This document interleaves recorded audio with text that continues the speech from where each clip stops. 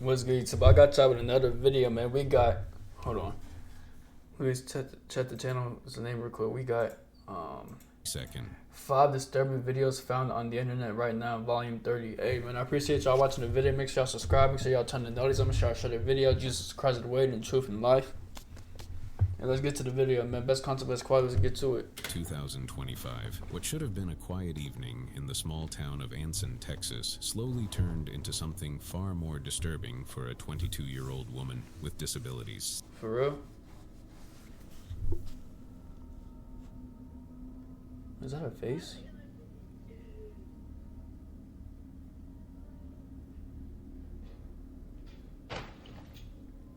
What the hell is that? Where, do you hear me? Yes, I am.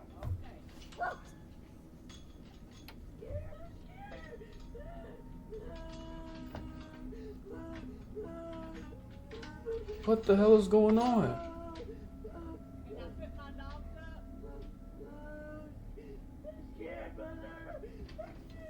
The young woman had been living there under the care of her foster mother, Candace "Candy" Thompson, a 60-year-old woman who, along with her late husband, a former police chief, had fostered more than 50 children over the years. Damn. And was widely respected in the community. Next door, 24-year-old Justin Anderson heard the noise. At first, it sounded like unexplained banging, but as he listened more closely, the panic in her voice became clear where this happened.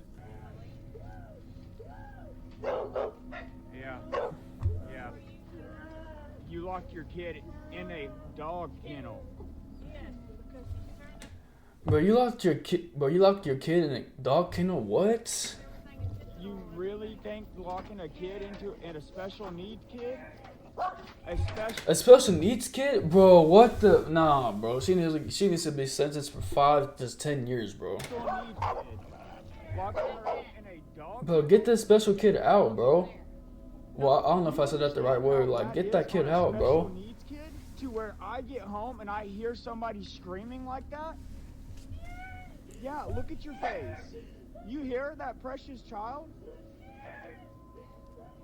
And I know.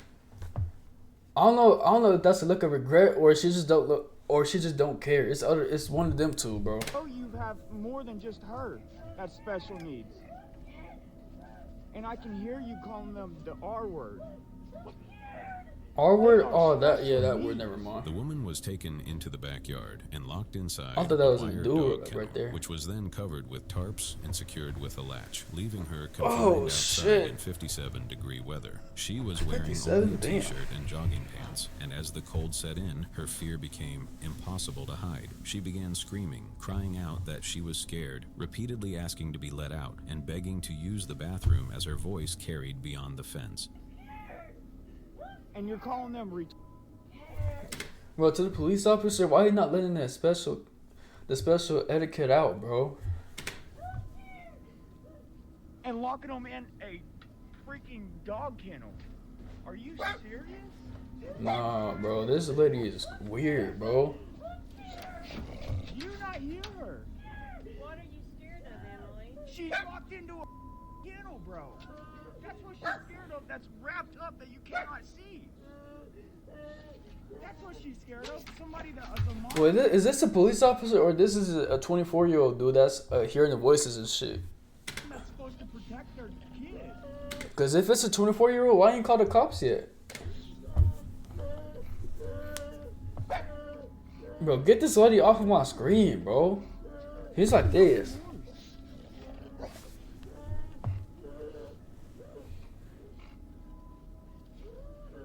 They're banging on your door. Justin called 911 immediately, and police What the arrived hell is shortly that? after. Officers unlocked the kennel, checked the woman for injuries related to the cold and confinement, and placed Thompson under arrest at the scene. It's okay, sweetheart. It's okay. The help is here. If you look behind you, Emily, there's a police officer, okay? Tell him what you just told me, okay? It's okay. Breathe, okay?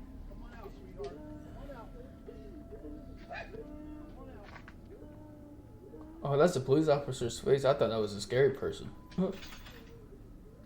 You see, Thompson claimed the woman had misbehaved, accusing her of urinating around the house and damaging property, and instead of seeking help or supervision, she chose a punishment that shocked everyone who learned about it. The woman was taken to a hospital for evaluation, treated, and then placed into protective care with family members, where she is now safe and receiving support. In the days that followed, it was reported that she told authorities this kind of treatment had happened before, raising concerns that the abuse was not an isolated incident. You see this on crime TV or, movies and stuff like that. And I didn't think that it being this close right there that it would happen in my backyard, but like they say, you never know who your neighbor is.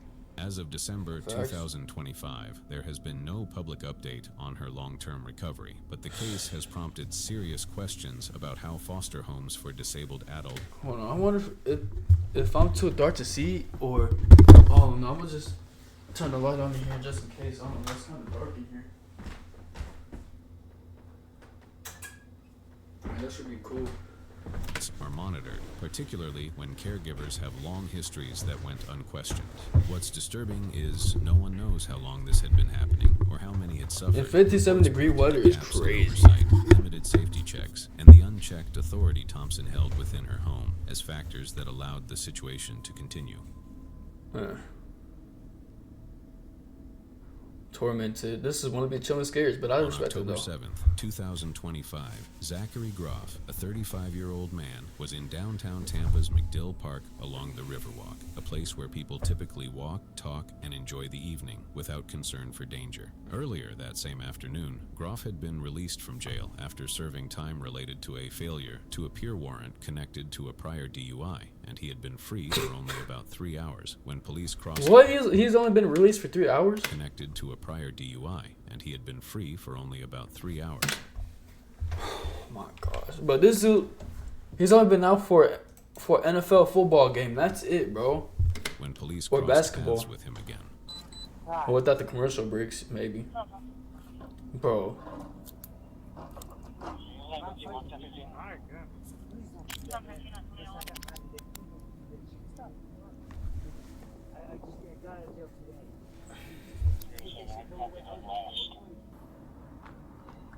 Dude, come on, man. I got out of jail today. Come on, man. I got out of jail today, bro. Please, come on. Please. Just let me go. Stop doing crack and you won't have to deal with I it know. socially. Come on, dude. Please, to God. I got high today. I got high today, bro. Stop moving. Please let me go. Please let me go. You don't understand what I've been going through. You're not trying to kill me, bro. I'm for real. Please let me go.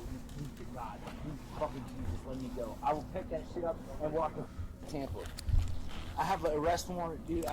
4 Tampa police officers were following up on a tip about a stolen backpack and a missing handgun when they spotted Groff in the park. When they approached him and asked for identification, a small bag of crack cocaine fell from his pocket, Bro, what the changing hell? the situation instantly. Groff was placed under arrest, handcuffed behind his back, searched and disarmed of a small knife, before being seated on a park bench just a few feet from the curb, with traffic moving steadily along Ashley Drive nearby. Man. Cross your feet. Yes, sir. Is there anything else illegal in here? No. No. Dude, please don't take me to jail. I just paid $3,000, dude. Where is it? That's all the money I had. Well, What size? Please just throw it away. Crack rock. Where'd you get it? Where'd you get it? At the bar, in that left. Which bar? Gen X. They sold it to you at Gen X? Are you serious? Yeah. Like the bartender? Gen Next, is that the store that has like the discount stores and shit like that for the shirts and shit? Gen X. They sold it to you at Gen X? Are you serious? Yeah. Like the bartender did? Dude, I was going on a Bartender? rant Oh, about, never mind. please don't take me to jail, dude. Please, if you can do anything, God, dude, please, dude. Please, bro. Yeah. Please, to God. Looks like you still need more help, man. I don't need more. Bro, if you got some type of crack cocaine in your backpack or inside the guitar, you're cooked, bro. I'll leave right now. I hate my leg. Well, it's He too late. repeatedly told officers that he did not want to go back to jail and said things like, "Today could be the day I die," while also hinting that he might hurt himself. The officers attempted to calm him as they finished paperwork and continued checking for the stolen firearm, which they never found in his possession. Then, without warning, this happened. Listen, dude, whatever. If you do your job and you take me to jail, I'm going to. Dude, you're gonna go with the big crack? No, I'm not, dude. I'm not. I'm not going anywhere, dude. I'm not. Holy shit. Okay, then I'm not gonna.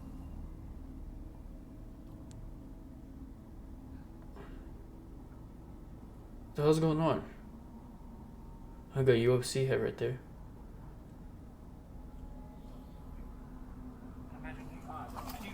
Oh, he just took off.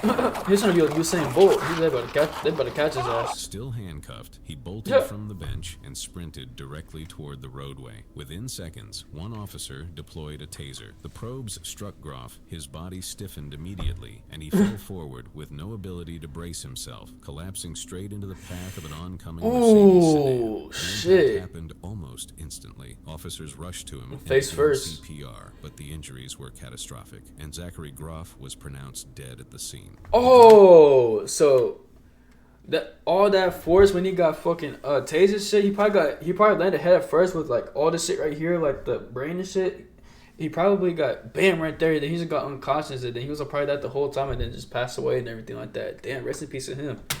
But the injuries were catastrophic, and Zachary Groff was pronounced dead at the scene. The driver of the He kind of predicted his own death though, which is kind of sad and crazy at the same time though. But rest in peace to him. vehicle was not impaired, was traveling at a normal speed, and remained on site, fully cooperating with investigators with no charges filed against him. What had been a normal evening in the park changed in a matter of seconds. In the days that followed, many people questioned the decision to use a taser on a handcuffed man seated so close to moving traffic. Medical and law enforcement experts noted that tasers often cause full-body lockup, leaving no chance to regain balance or control, which is exactly what happened when Groff fell forward into the street. Tampa police policy does allow taser use on fleeing handcuffed suspects if officers believe there is a risk So the police officers was wrong on this thing. So what happens? to public safety, and Police Chief Lee Burkaw defended the officers' actions, stating that the goal was to stop a possibly armed suspect from escaping into a busy downtown area. Still, the setting itself played a major role, as the short distance between the park bench and traffic left no margin for error. As of December 2025, investigations by the Florida Department of Law Enforcement and Tampa Police Internal Affairs were still ongoing, with no final decision announced regarding discipline. Many people believe the larger issue was the combination of a distressed individual, a high-pressure arrest, and an urban environment where there was no safe buffer between a detained suspect and a busy roadway.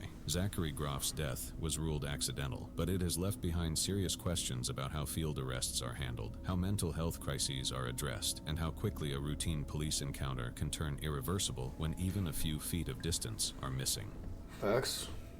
A Rest in peace to 19-year-old him. man named Gerson de Melo Machado walked into the Arruda Câmara Zoo Botanical Park in João Pessoa, Brazil, turning what should have been a normal Sunday into a tragedy. Gerson did not arrive as a typical guest. For nearly 10 years, he had been deeply fixated on lions, convinced he could tame them and believing they were connected to him in a personal way.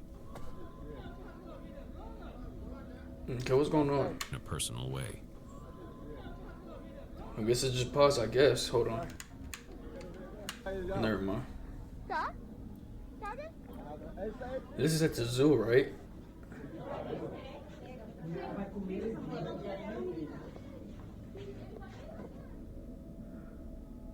Diagnosed with schizophrenia as a teenager, abandoned by his parents, and moved through institutions for most of his life, he never received stable care. Just 1 month earlier, a judge had ordered his involuntary admission to a psychiatric hospital, but the order was never carried out. That morning, in front of security cameras and dozens of visitors, Gerson suddenly ran toward the enclosure and climbed the 6-meter wall in seconds, where everything changed. What?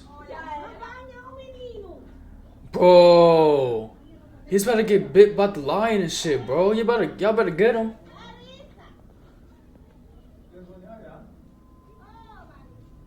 Yo.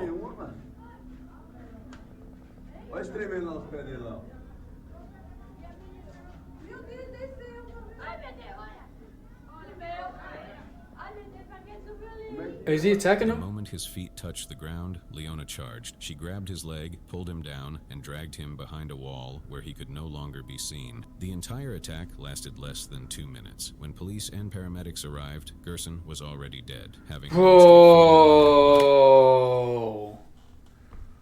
Damn, that's messed up. But rest in peace to the kid, and you really can't be wrong with the animal or the lion, whatever it's called, because it's just like his territory and shit like that. And every time you see like a like its prey, they attack it. So After severe injuries to his neck, an autopsy later confirmed that he died almost immediately from hemorrhagic shock. Videos recorded by witnesses spread online within hours, drawing millions of views and intense public reaction. Some blamed the zoo, others blamed the lion, and many questioned Gerson.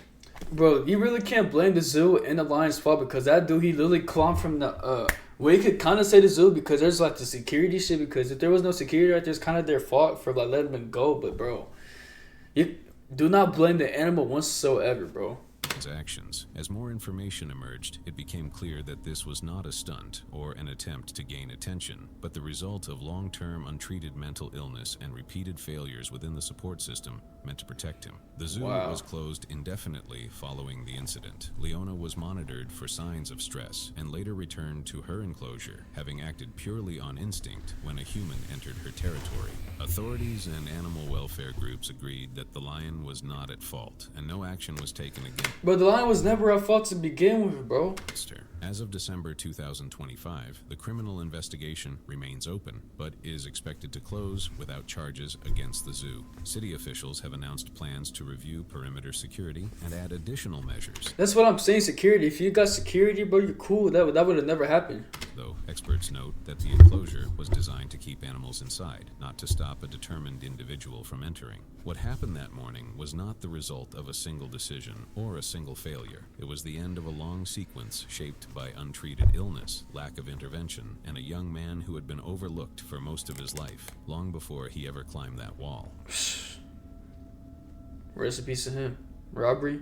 On February 4th, 2019, an ordinary evening for a family in Ecatepec, Mexico slowly turned into something frightening. That night, a father, a mother, their 15-year-old daughter, and a younger child were sitting inside their red car, parked at the corner of Mexico and Venezuela streets. They had no warning and no reason to think they were in danger, until 4 armed men suddenly surrounded the vehicle. Bro. This happened. Now tell me this is a cartel type of thing, bro. Oh. Oh no, bro. They killed the father and the mother too, right then and there too, bro. Unless they held him at gunpoint.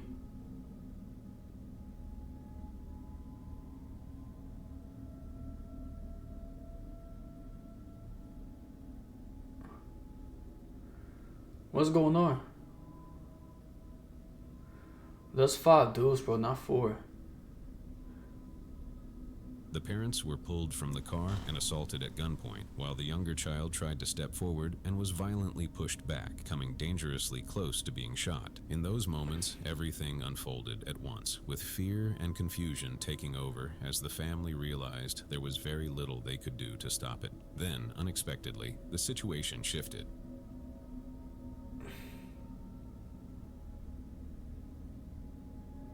Oh, y'all see them fighting right there?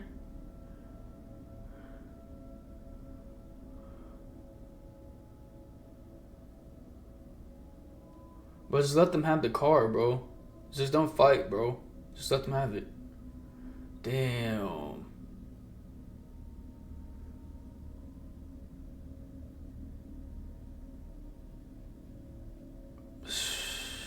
That's messed up, bro.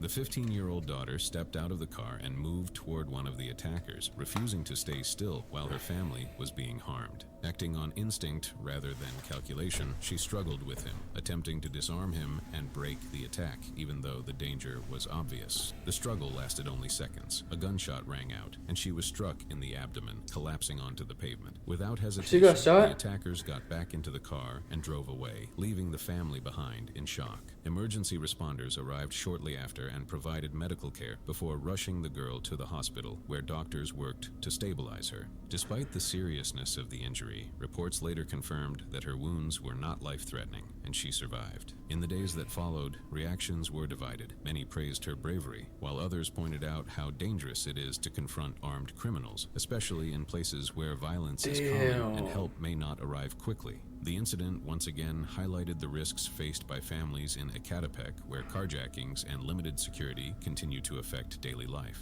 Authorities moved quickly, and by the next day, 4 suspects were arrested after being connected to the crime through investigation and a separate pursuit. They were Did they get their car back? charged with armed robbery and causing injury. While little public information has been shared about the long-term impact on the girl's health, the incident stands as a clear example of the pressure people face in high-crime areas where decisions are made in seconds, and even the most courageous actions come with serious consequences. Benching. On December 1st, 2025, what began as a normal workout session slowly turned into a devastating tragedy for Ronald Jose Salvador Montenegro, a 55-year-old father of 2 and a well-known community figure in Olinda, Brazil. Like many people focused on strength training, Montenegro often performed the bench press, an exercise that involves lowering a weighted barbell to the chest and pressing it back upward, a movement that can be effective but carries serious risks when done alone with heavy weight. On that Monday, he approached the bench press station by himself, without a spotter nearby, even though spotters are common. Bro, if you're doing any type of weight that it's heavy and that you can still do it, but like at the end of it, you always need a spotter no matter what, bro. So if you're at the gym and you're just by yourself, like, bro, do not do the weight that you're gonna do. Like, just do the less of the weight and then just do more reps and everything like that. Don't do like more weight and do like less reps, because if you don't got a spotter and then you just like right there stuck, you don't have nothing to do, then you can like hurt yourself bad, bro. So always have a spotter on you or a friend to come with you to help guide the bar or intervene if a lifter loses control. Security camera footage from inside the gym later showed Montenegro loading the bar with a significant amount of weight, though the exact amount was never publicly confirmed. But only seconds into the movement, this happened. Oh, fuck, I don't even look at this. Oh, what happened? What happened? That was way too fast. Oh, it hit him on his heart. Oh, yeah. Right when he's doing this, it hit him right in the heart, bro. But that's all that weight to you, bro. That's a 45-pound bar, and then all the weight's on the side of it, too. Damn. The barbell dropped straight onto his chest with full force. The impact caused immediate or damn near close to his heart and severe trauma, disrupting his heart rhythm and possibly triggering a condition known as commotio cordis, where a sudden blow to the chest leads to cardiac arrest. Despite the severity of the impact, Montenegro managed to push the bar away, rise to his feet, and take a few unsteady steps, clearly in distress, as if trying to reach someone nearby. Moments later, he collapsed to the floor, struggling to breathe. Other gym members and staff rushed to him and attempted basic first aid while emergency services were called. He was transported quickly to the UPA de Rio Doce Urgent Care Unit, where medical teams worked to revive him, but the injuries were too severe. Montenegro was pronounced dead shortly after arriving at the hospital. Police later confirmed that the incident was an accidental death, with no evidence of foul play. Still, the tragedy sparked Rest in peace to Ronald Montenegro. How you say his name? Hopefully I said it right. Widespread discussion about gym safety, particularly regarding solo lifting and the absence of supervision during heavy exercises. While gyms often train staff for emergencies, this incident highlighted how quickly a routine moment can turn fatal when safeguards are missing, and how important proper technique, supervision, and caution are in environments meant to promote health and well-being. Facts. Hey, man, like I said before, if you're doing the bench press and you're doing heavy weight, bro, always have a spotter and ask for somebody to like help you, to spot you and everything like that, and make sure you don't have anything that happened to like drop it out your weight, not at your weight, but drop it out your chest, and then you like that would happen to that dude. Damn, I can't speak, but damn, I always have a spotter. But hey, man, I appreciate y'all watching the video. Make sure y'all subscribe. Make sure y'all turn on notifications. Make sure y'all share the video. Jesus Christ, the way to truth in life. And I'm gonna see y'all next video. Love y'all, man. Bye.